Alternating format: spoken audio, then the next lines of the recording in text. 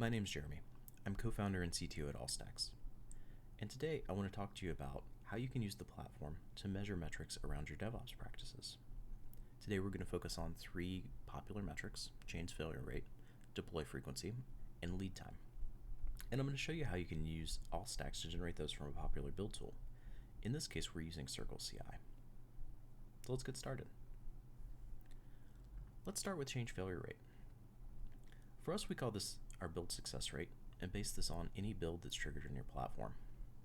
For us, because we trigger builds on every commit and run most of our test suites, we have a lot of builds and also a lot of failures.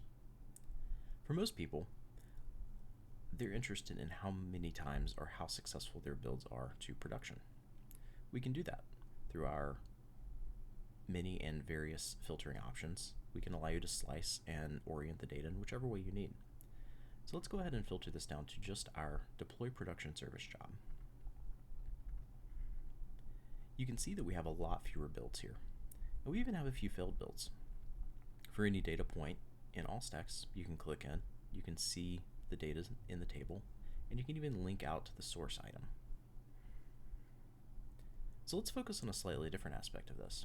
If we just want to look at the total count, instead of grouping this by success and failure, we can change our series here to something different.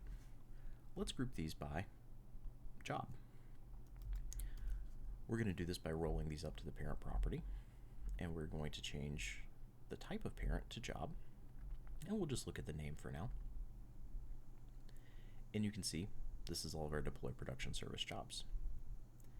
If we want to get a larger view of how our pipelines are running, we can clear our filter, ask for the same graph, and we can see all of our jobs at once by various stages across all of our pipeline. So now, let's take a look at lead time. I'm going to move over to a slightly different metric. This metric shows the aggregate build time for all of the builds that are triggered in our environment. You can see, unfortunately, we're increasing a little bit, but not too bad.